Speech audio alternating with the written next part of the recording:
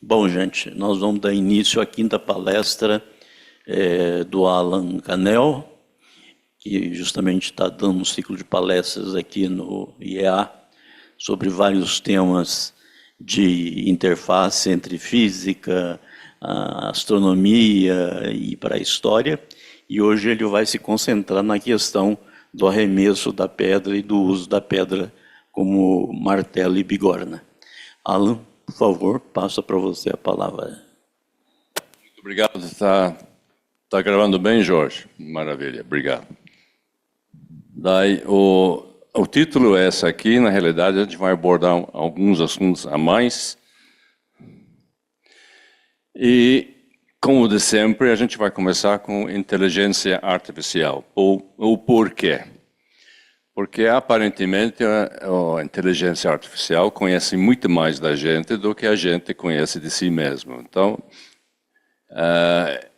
eu fiz um prompt, né? Fiz um prompt em inglês, que é uma bela vista, para saber o que inteligência artificial acha que nós achamos que é uma vista boa. E nós temos aqui montanha, nós temos um lago, nós temos bastante verde, tem rio, água doce, tem bastante pedra, né? Realmente uma bela vista. E todos são itens que compõem há milhões de anos o nosso meio. Aí eu fiz de novo aqui. Aí, da esquerda é um software chamado Nightcap, né? Nota que a gente está vendo assim de cima, aqui. E aí, ao lado direito, eu coloquei mais um prompt, que são as palavras-chave, e eu disse, olha, eu quero uma cena de rua. E aí o bicho pensou. Eu falei pensar, mas era tipo 0,2 segundos, né? E daí você tem uma ravina em formato de prédios, nós temos verde, nós temos pedras no chão e nós temos água. São esses assuntos que sempre aparecem. E mais um. E para minha surpresa, né, a inteligência artificial veio com essa. Mais uma vez, a gente está olhando de cima, tem montanha, tem rio, tem verde, tem lago, tem mar no fundo, alguma coisa. E a gente está abrigado. Então, de onde que tirou isso aqui? Porque isso não fazia parte de uma bela vista. Mas a máquina acha que nós gostamos de estar abrigados. E a gente precisa estar abrigados durante o dia e também, né, durante a noite. Quando você olha para a diferença entre homens e mulheres em termos de desempenho, performance esportivo, né? Claro, tem um professor lá da Noruega que chegou à conclusão que os esportistas elite masculinos, em geral, né, têm um performance de 8 a 12% melhor, mais alto, mais forte do que as mulheres. Isso que é muito interessante, tá? A gente esperaria isso porque os homens são maiores, mais fortes, etc. Tem uma exceção. Aquela exceção é a escalada. Né? Quando chega na hora de subir a parede, bom, subir a parede não no sentido metafórico, mas no sentido literal. Para subir as paredes, as falésias, né?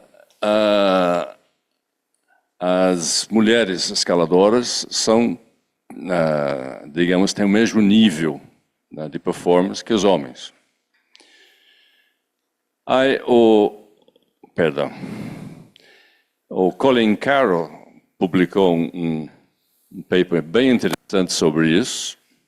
Ele analisou tudo, ele diz que isso, né, significa que existe uma existência de adaptações biofísicas primárias que são independentes de sexo. Ou seja, né, Quando você tem perigo, você precisa de abrigo. O que é que você faz? Você corre para a pedra e suba. E daí, o que é que você faz? Bom, uma vez que você está abrigado, você está seguro, né, você tem que fazer a defesa, afastar o perigo, qualquer que seja. Né? E a defesa mais comum, né, já faz milhões de anos, essa defesa é jogar pedra, porque é a única maneira que nós temos de atingir, né, um perigo, né, a uma distância razoável. Né? Você pode cutucar, mas cutucar onça com vara curta não é uma boa ideia. Cutucar onça talvez com vara mais comprida seja, mas melhor ainda é jogar uma pedra. Nós temos modelos desse tipo de atividade. O primeiro modelo assim que é interessante são os babuínos, porque os babuínos eles preferem falésias às árvores. Então, se você dá uma escolha entre uma falésia bem boa e uma árvore bem boa, né, o babuíno vai para a falésia, porque o leopardo também sobe em árvore. Aí, durante 3 anos, durante 1 ano de pesquisa de campo, pesquisando 3 tropas de babuínos Chacma em Namíbia, houve reportado assim, 23 eventos em que os babuínos subiram as falésias e jogaram pedras em cima dos pesquisadores. Né? Em geral, quem jogava eram os machos, acima de 4 anos, cujo papel sempre é de defender o grupo, né, que tem os dentes e também jogam as pedras. As pedras foram empurradas ou jogadas, né, no sentido de jogar, ou empurrada assim para fora, ou o cara pegava e jogava, soltava. E o pesquisador estava lá embaixo. O que é interessante é que essas pedras foram escolhidas pelo tamanho. Elas eram maiores do que as pedras que os babuínos tiram nos seus lugares, né, de dormir, né, o roosting, que a pessoa diz. Então, eles fazem uma limpeza, tiram as coisas, mas não utilizam essas pedras pequenas. Eles pegam as maiores. Então, eles já têm uma noção, né, do que o maior provoca maior dano. Então, eles têm esse instinto já em relação à massa. Em geral, fizeram vocalizações. Então, o objetivo é ligar a vocalização, né, com o perigo para o predador.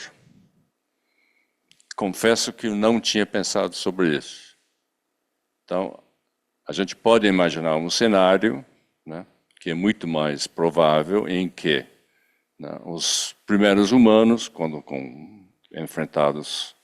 enfrentando um problema, eles jogavam uma pedra acompanhado por um grito, para que o bicho, né, associasse o grito com o perigo. Então chega o ponto que você basta gritar que o bicho vai correr, porque ele sabe que, né, logo em seguida vem pedra. E mais interessante ainda, eles jogavam grandes pedras soltas ou escavaram. Né? Pegaram da falésia, né, e trabalhavam, né, justamente, são bichos muito fortes, ficavam trabalhando para soltar uma pedra grande para depois pegar e jogar em cima do povo. E aí fica a dúvida se isso, do ponto de vista de um paleoantropólogo, é uma ferramenta ou não. Né?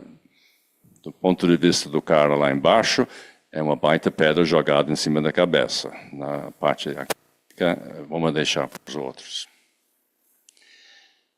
O outro modelo que nós temos é mais interessante ainda, e vem dos chimpanzés, mas não são chimpanzés selvagens.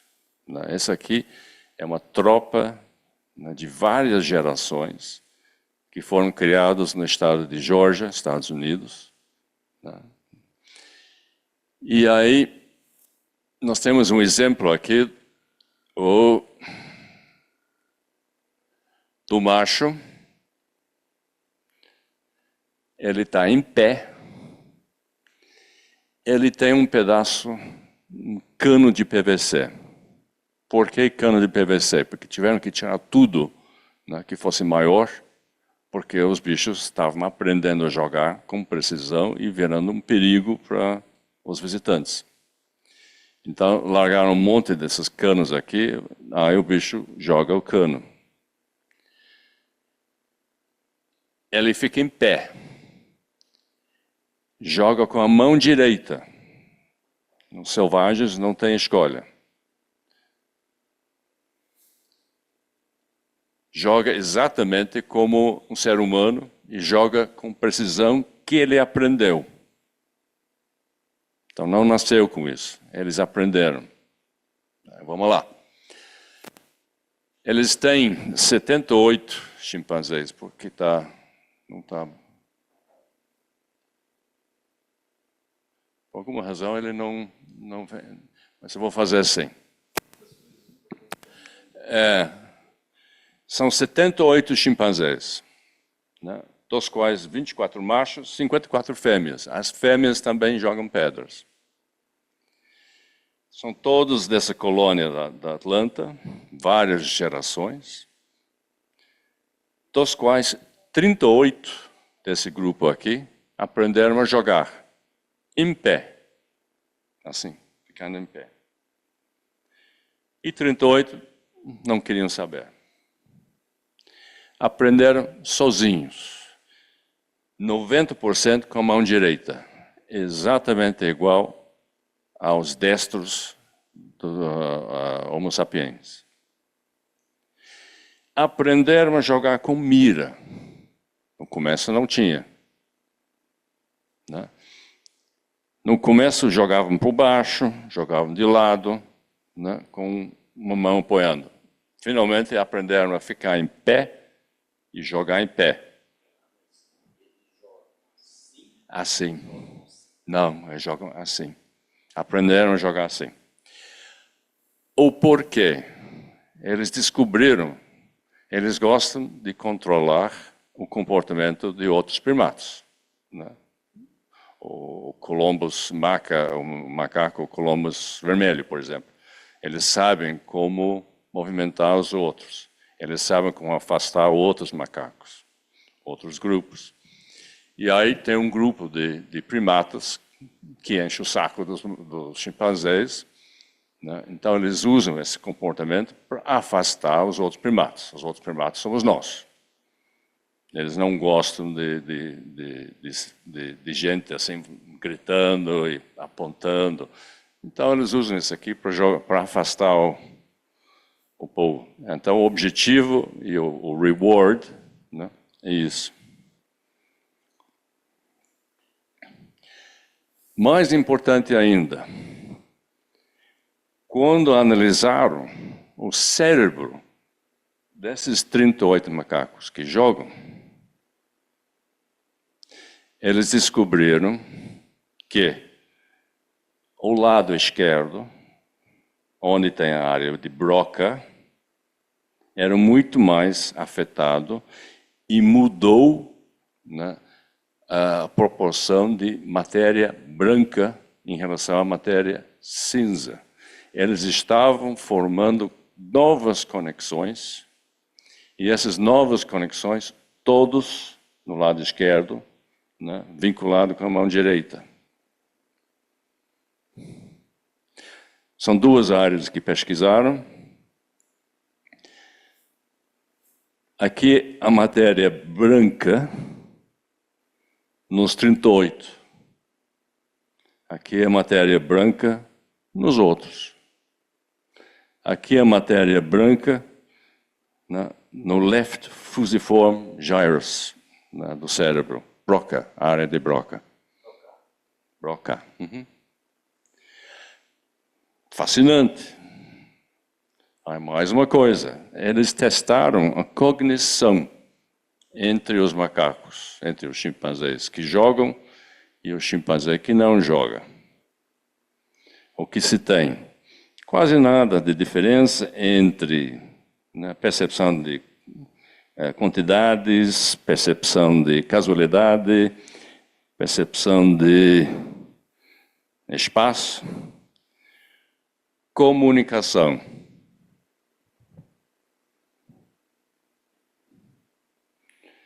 Então, o que nós sabemos do modelo de chimpanzé é que um bicho muito parecido com a gente, quando aprendeu um comportamento que envolvia o uso da mão direita, fazendo cálculos de espaço, de tempo, de mira, teve um aumento na área de Broca, que chegou a influenciar em uma geração a capacidade de comunicação. Mas como demonstrar que, ao invés disso ser consequência, é causa? Quer dizer, eles já nasceram com essas diferenças e, portanto, são capazes de atirar pedra, ou todos nascem iguais e isso só se desenvolve durante a vida porque atiram pedras? Não tem a mínima noção. Simplesmente eu achei tão fascinante assim que... E passou assim meio... Ninguém deu muito bola. Mas nós temos aqui eu não diria, é um suspiro, que eventualmente aquele last common ancestor de chimpanzé humano não era um bicho que andava assim.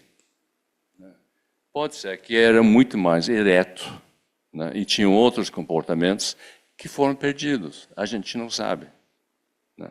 Mas é uma coisa assim, eu achei bastante interessante.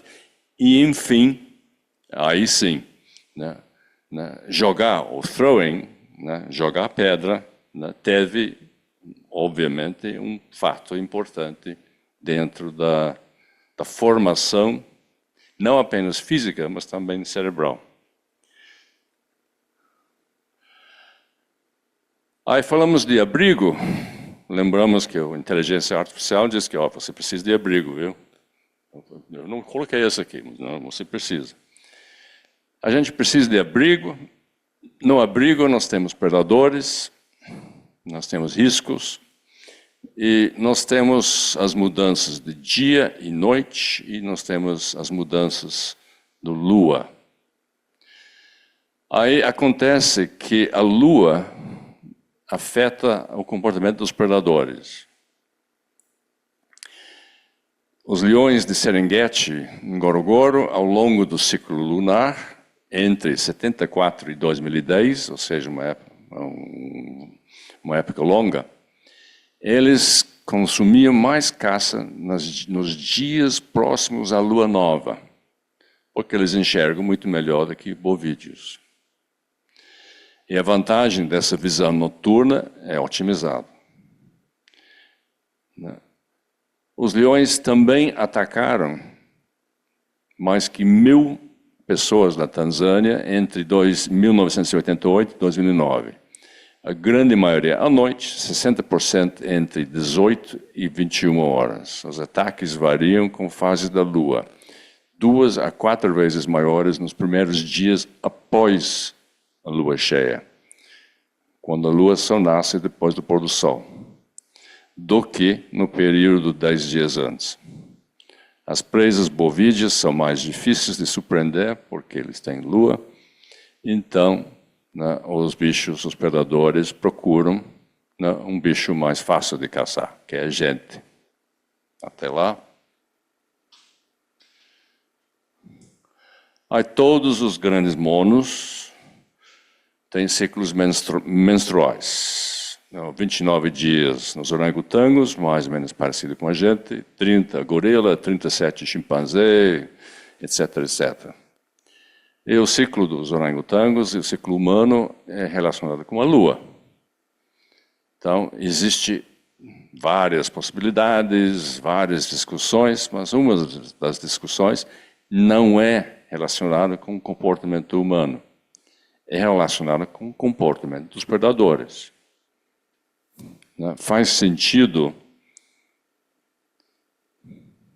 se você minimiza a atração aos predadores, né, através do cheiro de sangue, justamente na época em que os riscos são estatisticamente maiores, porque os leões, leopardos, tudo aquilo, estão com fome. Isso aqui ao longo de 2, 3, 4 milhões de anos, isso é uma coisa hardwired, né? Então, para minimizar a estratégia de risco, né, era de se esperar que esses ciclos fossem, né, ao longo do tempo, né, ajustados, né, para, né, minimizar o risco. E não é por acaso que a lua cheia, até hoje, é associado com lobisomem, com vampiro, com essas coisas e tal, né? Nós temos uma certa, a palavra lunático, né, o estresse maior, né? E esse estresse maior é natural, né? Se você não fosse estressado, é sinal que você não está tão ligado com os ancestrais. Será que nós temos um modelo de primate? Temos. As horas mais perigosas, né, em termos de estatísticas, é no lusco-fusco, né, no começo da noite. A visão noturna, excelente olfato, todos os felinos têm. Os primeiros hominídeos enfrentaram essa ameaça durante milhões de anos.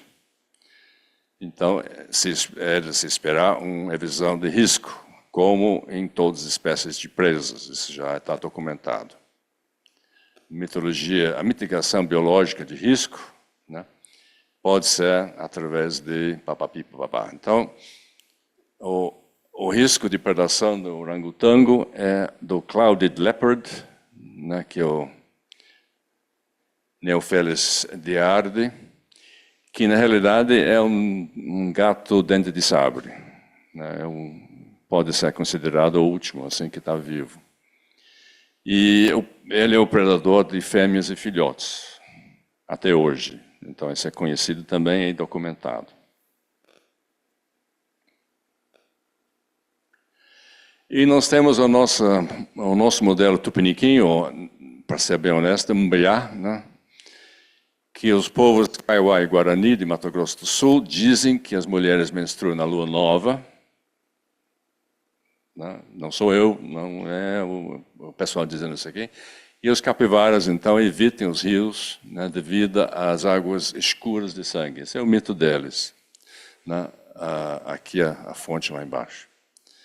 Mas é muito mais provável que os capivaras evitem a lua nova, porque justamente eles sabem que aí, né, tem mais chance de ser catado por uma onça que tem uma visão noturna muito boa, e a capivara, como roedor, não tem. Então, existem diversos modelos, né, que poderia, né, levar isso um pouco mais adiante, né, embora seja um assunto bastante complexo e controverso. Aí, voltamos assim para a questão da encefalização. Esse é um trabalho recente de Thomas Puschel, lá de Oxford, que é chileno, né? É boa gente. E, usando um monte de fatores, ele fez um gráfico, né, onde o interessante é a divisão entre sapiens e neandertales, né, e eles colocam heidelbergensis e denisovan, né, que o mais importante é o denisovan, eles colocam essa separação mais ou menos há 1 milhão de anos. 1 milhão de anos, tudo bem.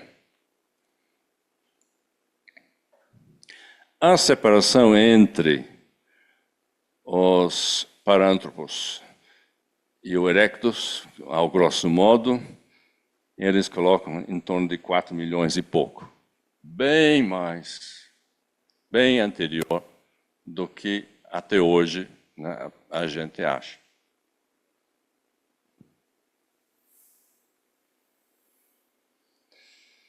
Então vamos mudar agora saco para mala. Mas está tudo relacionado. Vamos falar um pouco sobre piolhos. Porque a maioria dos mamíferos possuem uma espécie de piolho, uma só espécie de piolho. Os humanos têm 3. Nós temos os chamados chatos, né? Nós temos o de cabelo, e nós temos de roupas e costuras. E há um trabalho assim que eu achei fantástico, lá do Reed, né? Começou a analisar o porquê que nós temos esse tipo de diversidade, né? Riqueza biológica de piolhos. E por que existe 2 tipos de piolho de cabelo, né? Que são espécies tão diferentes que eles não se misturam. Nem tem como hibridização. Então, nós sabemos que os chatos são semelhantes geneticamente ao piolho que tem no gorila. Então, esse tipo de linhagem, né, tem uma separação pelo relógio molecular, né, em torno de 13 milhões de anos. Sendo que houve uma nova reinfestação a torno de 3 milhões de anos. 3,3, vamos guardar essa data aqui. Né, de como eles cataram, caçaram, comiam, sei lá. Né. Tem todos os cenários, né, até King Kong, né, disponíveis. Dos chimpanzés, nós temos esse aqui em comum, e a separação do chimpanzé do humano em torno de 7 milhões de anos, que está batendo mais ou menos com os 7 a 8 milhões de anos que o Pruschel já indicou.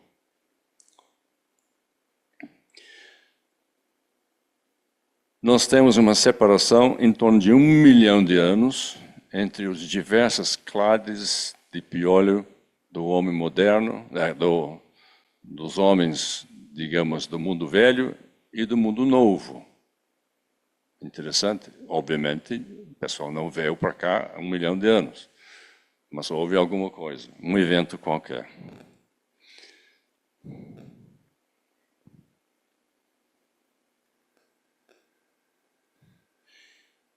Deixa eu só voltar aqui.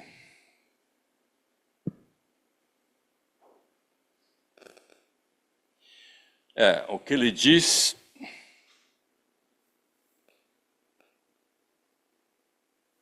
nós soubemos aí do Denisova somente em 2010. Então, até 2010, ninguém sabia, ninguém conhecia.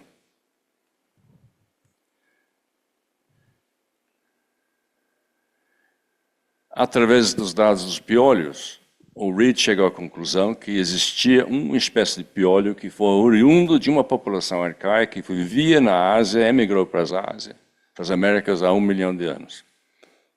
Ou seja, ele sabia que havia outro tipo de homínio, assim, de Homo, da linhagem Homo.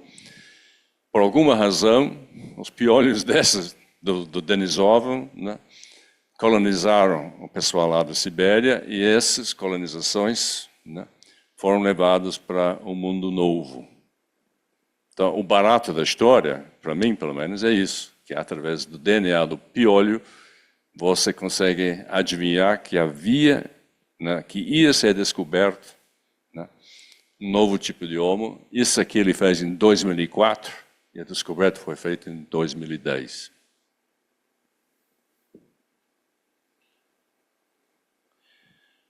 Mais uma vez, houve uma troca de Petherius, né, que vamos chamar de chato mesmo, há 3,3 milhões de anos. quando houve um aumento de aridez, mudança climática, como já vimos nas palestras anteriores. Ele faz a conclusão que é possível, deixei em inglês aqui, mas vamos lá, é possível que essa troca, né, da espécie de tharas, da espécie de chato, coincide com essa mudança no espaço de nicho humano, como a perda de pelo no corpo. Por que ia ter mudança de pelo? Então, isso faz parte da questão de termorregulação. E aí, já de cara, nós temos aqui a questão das glândulas endocrinas, que tudo isso aqui é baseado na intensificação num troço EN1, do cromossomo, e houve, nos últimos milhões de anos, ele não diz quando ainda, mutações sucessivas que levaram a 10 substituições de bases derivados, né, para tornar esse tipo de homólogo humano o mais potente de todos os primatas. É por isso que nós temos uma densidade de glândulas de suor 10 vezes maior do que qualquer outro primata. Nós fomos feitos justamente para suar. E aí também indica, né, que naquelas imagens geradas pela inteligência artificial tem água, bastante água. A gente precisa de água. É razoável supor que o resfriamento via suor era para esforços de longa duração, correndo, caçando, né, e que foi acompanhado pela perda de pelo. Em grande parte porque o pelo não ajuda a transpiração, né? Ele retarda um pouco a transpiração. Ele pode aumentar o efeito total, mas na hora, assim, você não vai perder o calor com transpiração, o suor. Esse é um trabalho bem recente, da Aldeia et al., do ano passado. Eu entrei em contato com eles, né, eu faço isso aqui, eu encho o saco do pessoal, querendo saber se tem já um relógio molecular, né, para avisar, para adivinhar de quando que esses eventos aconteceram, né. Aí não recebi resposta. Quando você não recebe resposta de acadêmico, né, significa uma de 3 coisas, né. A primeira coisa, que não interessa, você é um idiota. Né. A segunda coisa é que ele já está trabalhando nisso, então fique quieto. E a terceira, puta, que boa ideia, eu vou trabalhar nisso, né. Então, aí, uma dessas 3 coisas está rolando. Temos esperança que, em breve, a gente vai ter mais informações sobre o suor. Então, como nós temos informações sobre pelo através dos piolhos, né, nitidamente, com pelo menos 2 ecossistemas, né, que um acha, isso aqui é um lugar bom, e o outro acha, não, esse lugar é bom, né, e que nós sabemos quando isso aconteceu, porque nós temos a marcação dos chatos, pelo menos tem uma coisa boa lá dos chatos, né, que tem uma marcação de 3,3 milhões de anos atrás, né. Se essa mutação aqui for na mesma época, a gente tem alguma coisa que indica, né, que a perda de pelo, que aumento de suor, que aumento de esforço, né, aconteceram numa época, né, cerca de 3,3 milhões de anos atrás. É uma maneira de pensar. Então, neste caso aqui, repetindo o que nós já falamos, e citando o Lieberman, né, que ele diz que o Homo erectus era daqui para baixo, era muito parecido com a gente. Então, se você voltar 2 milhões de anos, que é 70 mil gerações, numa taxa média de 28 anos, né, você vai pegar um bicho que era parecido com a gente, pelo menos do pescoço para baixo. Então, se você volta mais 700, né, a gente espera algo que parece com o Homo erectus, né, pelo menos do pescoço para baixo. Isto significa que essa divisão que nós temos aqui entre a linhagem Homo, né, com erectus, e os paranthropos, né, australopithecus, tudo aquilo, é mais no passado do que a gente imagina. O grande problema é que nós não temos os fósseis. O que nós temos? Nós temos as pegadas. Então, voltamos para o Laetoli. Eu sempre gosto de fazer isso, né? Porque esse bicho aqui, ele era o meu tamanho, exatamente, 1,75 m, tal. Né? O pé, eu podia trocar de roupa com ele, se ele tivesse roupa para trocar. Aí, eu esqueci de falar que em 2017, eu fiz uma aposta com o Marco Queirim, lá de Perugia, dizendo que se ele forçasse um pouco mais, né, nessas pegadas, ele ia achar a marca de 3 centímetros no fundo, nas cinzas. E que isso seria a marca de um pedaço de madeira. E ele falou assim, mas como é que eu vou saber disso? Eu disse, bom, primeiro você vai achar uma marca, ele vai ser fundo, né, porque esse troço aqui pesa 500 gramas, mais 10 quilos que do cara segurando. E vai estar quando os pés estão juntos. Melhor ainda se tiver um pé, mas aí, né, se achar isso, nós temos uma indicação do uso de alguma coisa. Então ele diz, bom, então, mas não, até agora não tem nada. Disse, claro. Né?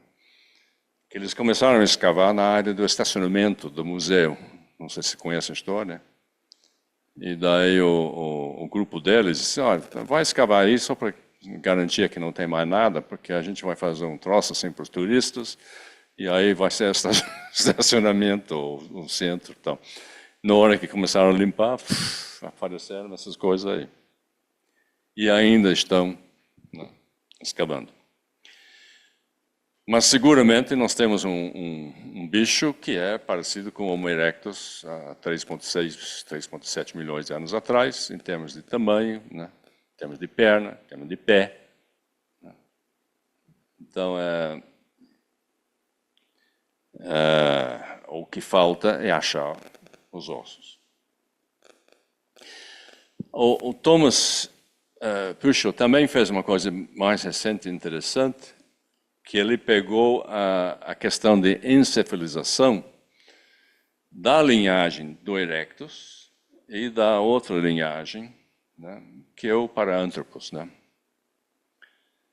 E as taxas de aumento e vinculado com a idade. É claro, eu sou engenheiro, se eu ver uma linha reta, eu não consigo, né? Eu vou extrapolar isso aqui. Então, se você pegar o slope, né, do Homo erectus e estender para baixo, até que encontra, né, o valor do Paranthropus, dos Arthropods, você chega em torno de 5 milhões a 3 milhões, 3,4 milhões. Ou seja, em termos de encefalização, houve em algum ponto por aqui, teve uma separação. E essa separação foi provocada por quê? Então, se for mais parecido com isso, nós estamos juntos de novo com aquela data de 3,3 milhões, que houve a grande mudança climática, né? E isso foi provocado por todas aquelas razões que nós já discutimos.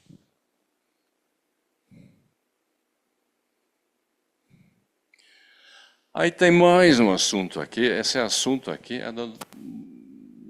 é um assunto, na realidade, que foi provocado pelo paper da doutora Lia, que eu acho que ela talvez, espero pelo menos, que ela ache interessante. Nós temos o William, este osso aqui,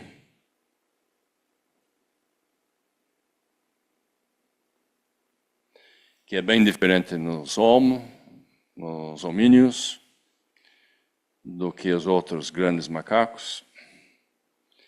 Isso eu achei apenas uns 2 dias atrás, aqui a citação aqui. Eles dizem assim que houve mudanças para aumentar o canal de nascimento com um wide overall flaring ilia, né? Largo e flaring quer dizer, né, abrindo para fora.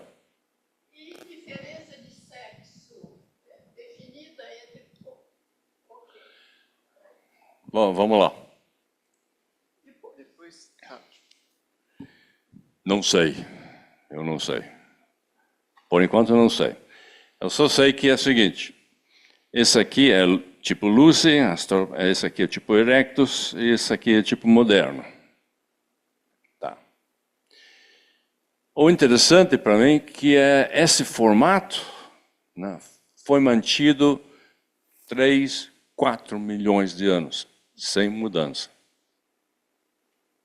Apenas modificações moderadas, né? Pequenas modificações em termos de locomoção e tamanho cerebral, ou seja, tamanho. Aí eu queria chamar a atenção a esse ponto aqui.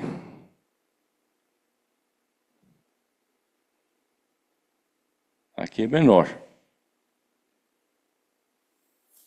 Aqui é maior, aqui é menor.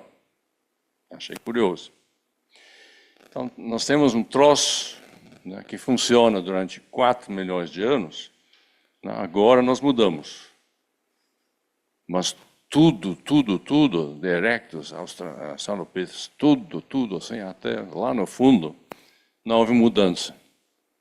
Então, servia muito bem para alguma coisa. Em espanhol, nós chamamos de bacia, mas em espanhol chama de cadeira. Na cadeira.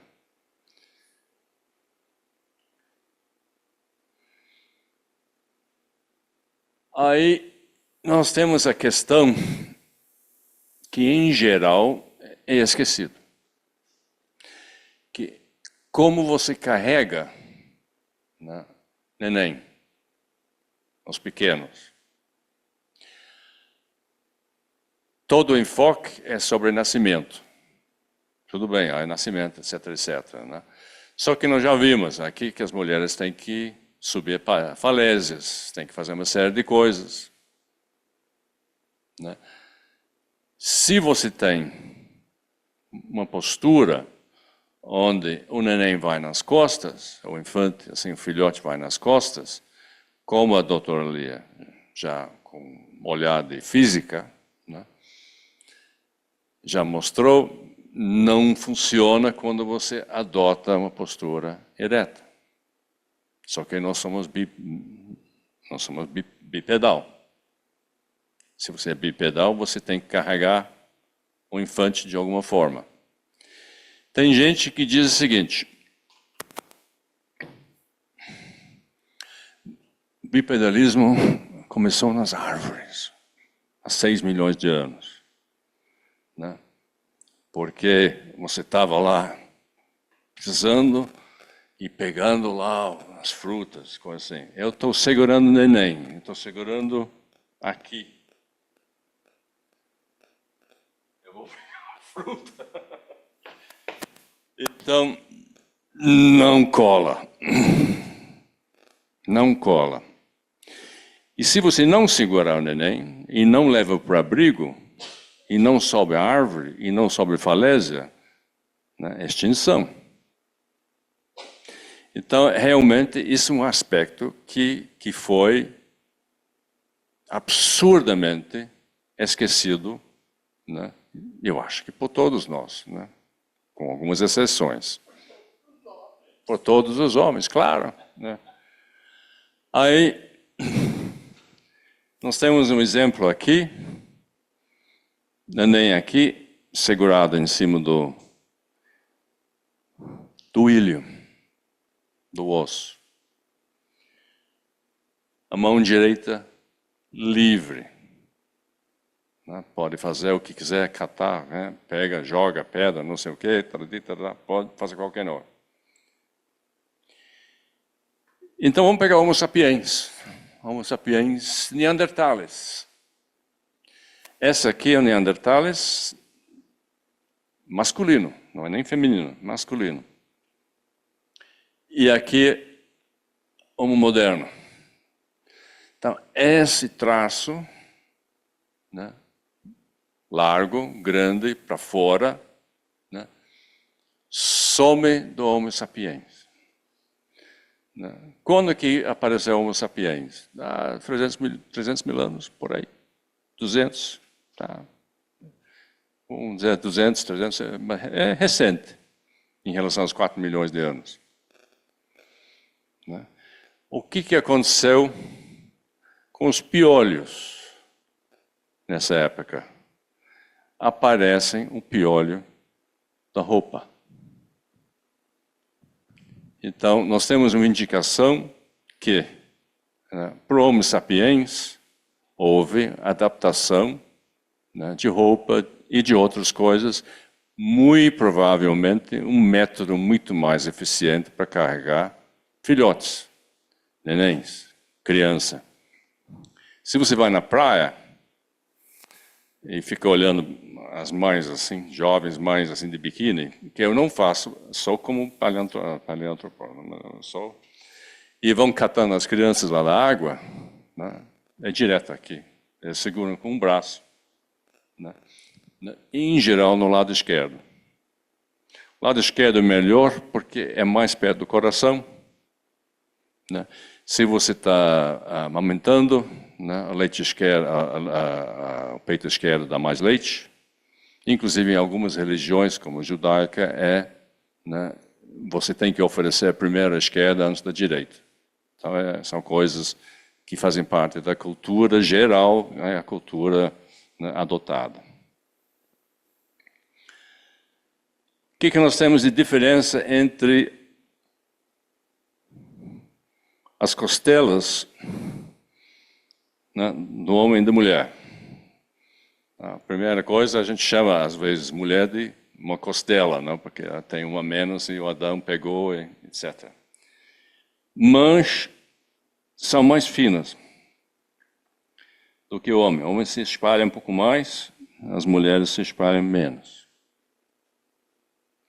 Eu sou médico, mas isso é catado lá nem da Wikipédia, mas de um jornal qualquer. Vamos pegar a largura das bacias. Aqui é de um Neandertal quebrado 2, masculino, comparado com outro masculino. Aí tem todas as informações, tórax, e aqui tem a distância aqui. Neandertal, 320 milímetros. No homem moderno, 28 centímetros, aqui 32. São 4 centímetros a mais, 2 centímetros de cada lado. Para o masculino, o feminino sabe Deus como é que é. E o formato é diferente. Esse aqui é um formato que tende a ser plano, e esse aqui já não é mais. Então, o peso aqui, né, a moça está apoiando o peso do neném, e ele está com as duas pernas para fora, que é um formato aparentemente melhor para o desenvolvimento da criança. Tem um estudo sobre tribos africanos que indicam isso. Bem melhor do que amarrando as pernas e enfiando lá na mochila lá atrás. E como as costelas aqui são mais finas, isso significa que este espaço aqui seja maior. Aí, discussão com a mulher, né? O que a mulher preza, né, no seu formato? Né? Cintura. O que os homens acham bonito assim na mulher? Um monte de coisa, um pacote inteiro, mas a cintura. E a cintura não está ligada a nada em relação a potencial, digamos assim, de potencial reprodutor, assim, da mulher. Mas é uma indicação da facilidade que ela vai ter para cuidar do prole depois que nasce. Porque aí tem lugar para pôr. Isso é chutando, até colando aqui, né? Ligeiramente. Mas existe a tendência na reconstrução é dizer que isso aqui era muito largo, né? Porque as costelas eram bem largas, porque o intestino e não sei das quantas e tal, aí você tem, né? Mas não tem nenhuma evidência, né, para dizer isso. Né? Quem me diz que as mulheres erectas não tinham cintura? Né? Você não pode negar isso aqui, é uma possibilidade. Eu diria que é mais do que possibilidade, porque sim, então, como que carregavam os filhotes?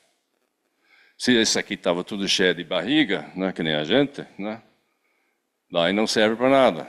Né? Quem vai levantar quando alguém grita leopardo? Então, tem esse problema.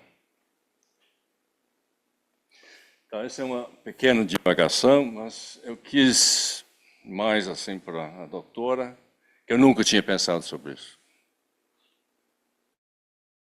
Vamos à pedra jogada. Existe uma coisa curiosa de bolas de granito, né, talhados, que se acham no norte da Escócia, que são datadas de em torno de 5.000 anos atrás. É neolítico. Eram fazendeiros e se acha essas coisas assim por todos. Né? Tem um monte que se acha. E só ali. Né? Mistério, mistério, mistério.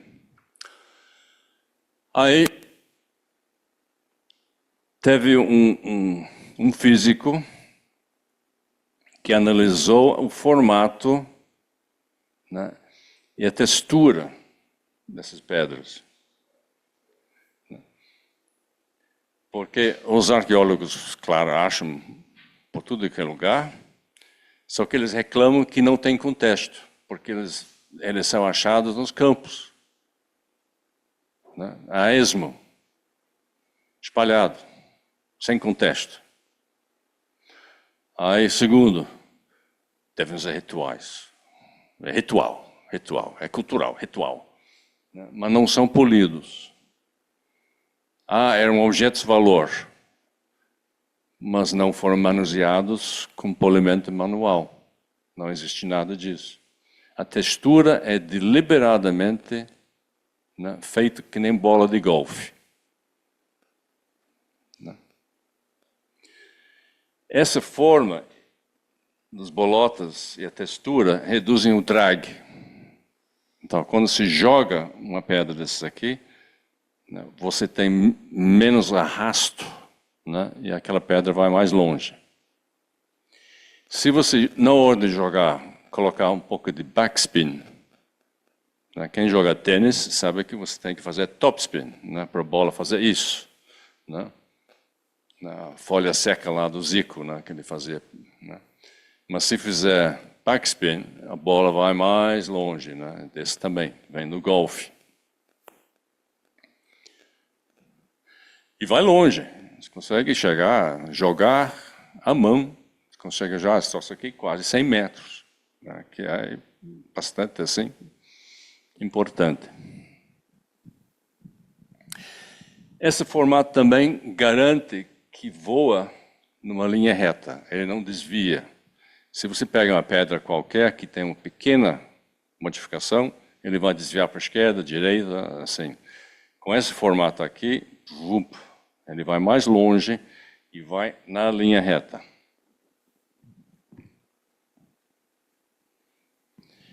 E por que não poderiam ser bolas de boleadeira? Nós vamos ver.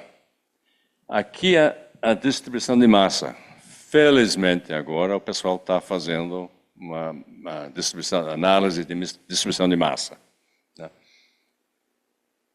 E o que nós temos aqui? Nós temos aqui dois picos. Tem um pico um pouco abaixo de 500 gramas e tem um outro pico aqui a 360. Aí, se você lembra lá na palestra anterior, ou as palestras anteriores, nós temos todos os exemplos ao longo de 2 milhões de anos de gente fazendo, catando, né, e guardando pedras, né, que os homens guardam 480 gramas e outra distribuição é 400 e poucos, até um pouco menos. O handball masculino, 450, handball feminino, 350. Aqui nós temos dois tipos. Um tipo foi feito para as mulheres e o outro tipo, né, foi feito para os homens. Né, quando foram feitos para jogar. Contexto. Não tem contexto. Estão largados aqui no campo. Claro que foram. Foram jogados, né, e perdidos. E perdidos onde? Nos campos. Quais campos? Eram fazendeiros neolíticos. Cevada, etc, etc. Depois, né, da colheita, aparece esse bicho aqui, né, que é o famoso grouse, né, marca do whisky, que só vive no norte das Ilhas Britânicas, norte da Irlanda e Escócia. Né, pesa 500, 700 gramas, é uma delícia. Você precisa deixar, né, pendurado durante uns dias, né, até uma semana, para que o sabor seja melhor e a carne, né, fique melhor, o gosto fique melhor. Você não pode caçar com arco e flecha, porque se você perfura, né, os intestinos, perfura assim, a carne vai estragar. Então, o que a gente está vendo aqui é temporada de caça, é esporte. Homens e mulheres saíram à caça desse bicho aqui, que só existe nessa região aqui, nos campos, já com a safra já feita. Né? E por isso que se acha por tal lugar. Aí vem, por que estão nesse formato? Primeiro, funciona em termos aerodinâmicos, e cada um precisava saber, né, quem era a pedra que derrubou o bicho. É claro, você tem um monte de homem, vira uma competição, é esportivo. Né? Você quer ser conhecido como o cara que é o melhor caçador. Então, aí é um exemplo perfeito de uma distribuição, né, de pedras igual, né, que nós temos aqui de esqueci o nome, Ain Hanesh. Até hoje, assim, o pessoal fica discutindo, né, e aí é ritual, é contexto, não sai do lugar. Né.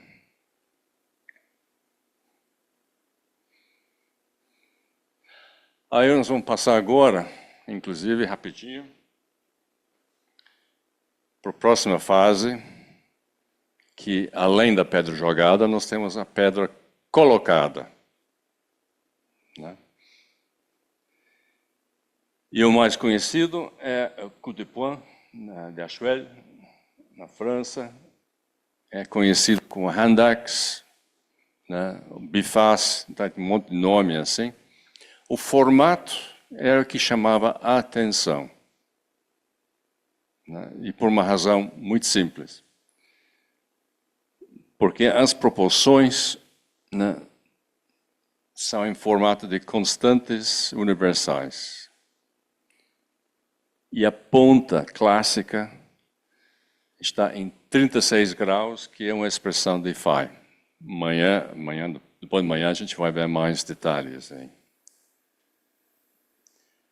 Agora, rapidinho, existe um problema do que é um Handax. Eu vou usar Handax, que bifaz é outra coisa, pode ser muita outra coisa.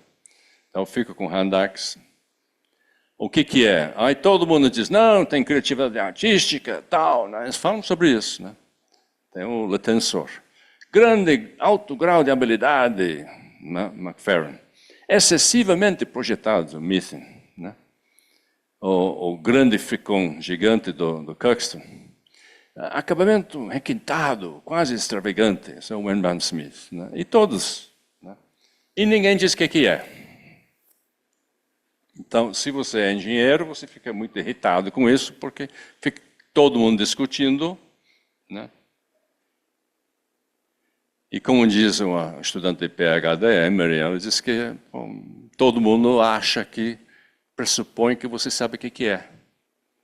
Né? Mas não existe uma definição prática e clássica do que seja um Handax. Né? E ai de você se você tenta chegar com um. Essa aqui é uma avaliação de Revadim, né? De Israel. É uma maravilha, bem feito. Tem um número de scars, né? Que é os lascas que foram feitos, pelo menos visíveis. Né? E esse é um trabalho que nós fizemos sobre Revadim com o Abraham Cohen e Rambakai. Né? Rambakai é conhecido, tal, né?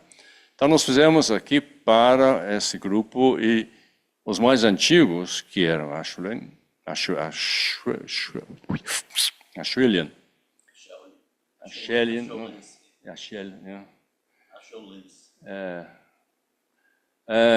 eram claramente com formatos clássicos. Né? Não tinha problema. Aí chegamos nessa aqui, aí mandaram as fotos, eu disse, olha, não tem como analisar isso aqui, porque não tem nada a ver. Não, é um Handax. Eu falei, pô, não é, não. Inclusive, é pequeno demais e o único ângulo definido é claramente mosteriano, porque o Neandertal gostava do número 3. Ele gostava de triângulos, ele gostava do ângulo 60 graus. É diferente. É um outro tipo de constante universal. Não, isso aqui é a cultura, não sei das contas, Yabado, não sei das... Aí não publicamos, porque, olha, isso não consegue fazer avaliação de formato, porque isso não é um Handax. Só que o Avrão que descobriu, ele não quis dizer que eu descobri uma ferramenta, ele quis dizer, eu descobri um Handax. Né? Então tem essa parte aqui. Então, existe uma proposta do que seja um Handax. Esse aqui é o último slide. Então, é uma ferramenta bifaz, que tem uma ponta formada por 2 lâminas trabalhadas. Acho que aí todo mundo concorda com isso.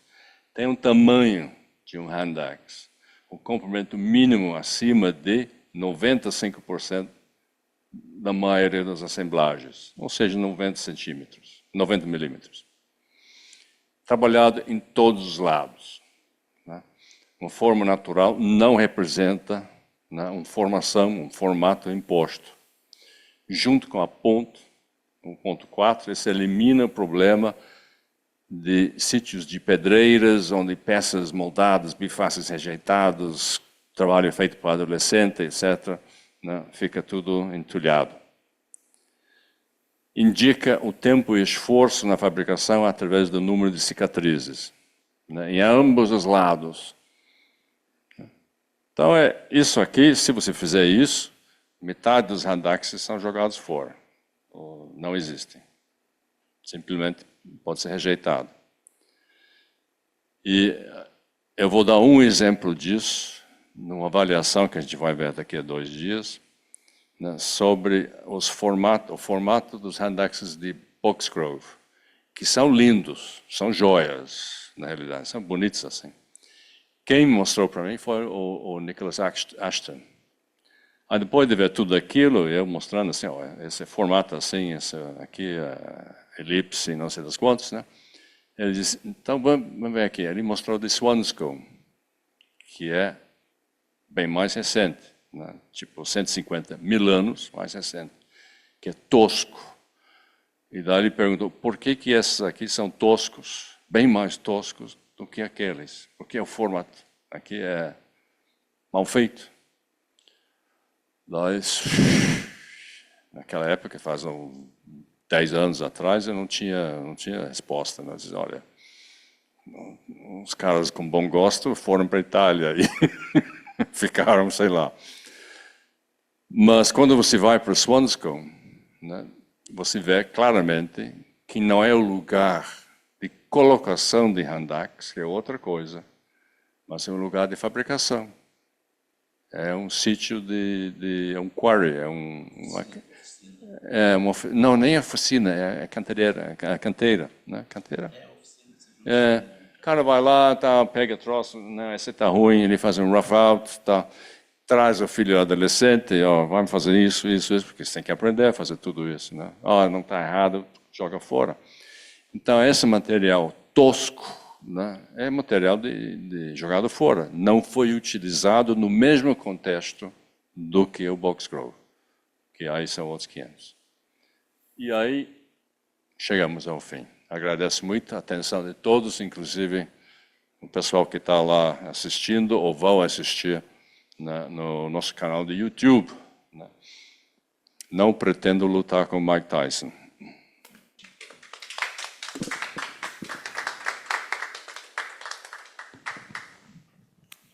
Vamos ver se tem perguntas. Tem perguntas? Envia. Você dá uma olhadinha? Sim. Li, você quer fazer pergunta? Bom, eu, na verdade, eu teria 1000 perguntas e 1000 comentários. Mas eu vou começar na ordem com que os assuntos foram ditos. O primeiro é meio brincadeira. Essa história de jogar pedra de penhascos e tal, para mim, eu lembrei na hora esse pessoal que fica em ponte jogando pedra nos carros que passam. É um verdadeiro terror a quantidade de carros. Quer dizer, é um bando de gente, humanos, né? Deveriam ser humanos, que ficam jogando pedras do alto do viaduto para forçar os carros a pararem. E isso ocorre sistematicamente aqui em São Paulo e em todos os lugares do Brasil. Sim. Ou seja, nós somos primatas mesmo, né? É terrível. Mas, voltando agora às coisas mais sérias, eu vi várias coisas que eu acho que daria margem a discussões imensas. Primeiro, eu tenho a sensação de que nós somos muito mais próximos dos orangotangos do que imaginamos. O fato de que o ciclo menstrual é igual nos humanos e nos orangotangos já é uma indicação. Outra coisa, os orangotangos usam essa maneira de carregar lateral. Essa é a maneira dos orangotangos carregarem as crias, sistematicamente, né? Então, eu vejo muitas coisas, eu estudei muito isso, as características dos orangotangos, inclusive sociais, relações entre machos e fêmeas, as características psicológicas. Eu acho que existe um esquecimento com relação à tentativa de juntar o início realmente humano mais com orangotango do que com... Para mim, eu acho que a gente vem da interface entre o gibão, que é monogâmico, pequenininho, etc. e tal, e o orangotango que cresce, tem dimorfismo grande. Então, a minha proposta no meu último trabalho, que eu elaborei mais, e que está meio oculto ainda, porque foi publicado só em 2022, eu coloco esse momento. Quer dizer, eu acho que a divisão crítica da nossa linhagem com os outros vem realmente de um fulcro entre o gibão, que é monogâmico, e tem uma série de características, e a linha em que o macho não fica mais monogâmico. Então, isso é uma das coisas que eu gostaria de aprofundar. Mas os dados genéticos não falam a favor disso. Pois é, mas essa história de confiar totalmente só no dado genético, eu acho que agora que está havendo duas linhas diferentes, eu acho que podem existir duas linhas diferentes também. Porque se tem duas linhas na parte de cérebro, duas linhas em N e outras coisas, por que não duas linhas no início real? Essa é uma das coisas. Sabe Deus, mas existe a evolução convergente. Então, aí você tem... Inclusive, eu li esses dias um trabalho assim, por que todos os bichos acabam virando lobos? Né, que é um formato. Isso, na realidade, a ideia, né, é a palavra que o Platão usa para descrever um formato que acaba sendo evoluído. Ele diz que existe uma ideia de um cavalo. Então, mais cedo ou mais tarde, a evolução vai produzir um cavalo, só que geneticamente pode ser diferente. Você vai ter um lobo da Tasmânia, assim, que é parente de canguru, geneticamente. Né? Só que o formato, até a dentição, assim, é muito parecido com um canino, que não tem nada a ver. Então, o interessante da história é que quando você tem evolução convergente, como é o caso do orangotango, no apoio da criança, no ciclo menstrual, né? Então, as forças que criaram essas semelhanças entre os homens e os orangotangos, aí sim, passam a ter grande importância. Né?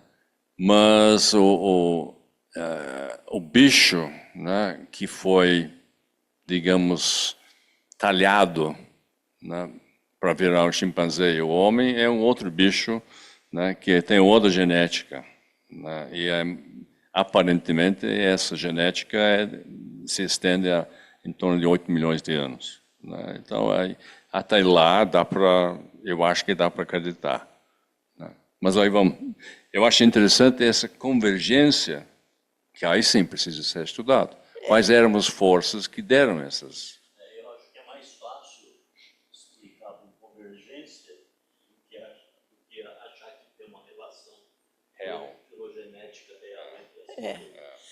Outro ponto que eu gostaria de enfatizar é que só é possível ter diferenças genéticas triviais entre macho e fêmea em coisas relacionadas com os cromossomas sexuais. Então, se é alguma coisa ligada a um cromossoma sexual, você pode inferir uma diferença clara e óbvia entre os sexos. As outras todas, elas vêm de uma maneira indireta. Por exemplo, a locomoção. Não há nenhuma indicação de que a locomoção seja definida nos cromossomos sexuais. Não é. Parece que não. Então, a natureza encontra outros caminhos de chegar em diferenças entre os sexos, obviamente ligadas à locomoção, mas que, do ponto de vista biológico, valem para os dois sexos. Como esse de que a parte de cima masculina fica maior, e aí, com isso, automaticamente, aquela bacia fica mais definida na fêmea. É um caminho indireto, porque a locomoção não é definida pelos caracteres sexuais diretos. Então, a natureza encontra caminhos alternativos para chegar em diferenças necessárias entre os dois sexos, mas que não são obviamente biológicas. Você só pode atribuir as diferenças biológicas a coisas que estão realmente definidas nos cromossomos sexuais. Se está definido ali, é direto. Mas outras coisas que dependem de sociabilidade, de características outras, não tem como ser genético. Então, essa é uma coisa que as pessoas esquecem em geral. Tem diferenças entre os sexos, óbvias, mas não são diretamente biológicas, porque não estão nos cromossomos sexuais. Esse é o ponto. Ok. Mais alguma coisa, alguma pergunta? Eu acho que... Jorge? Não tem. Então tá bom. Muito obrigado, Alain. E nos vemos então na quinta-feira. E aí, apostando na presença da Lia na quinta-feira também. Tá, okay. Muito obrigado pela sua dedicação.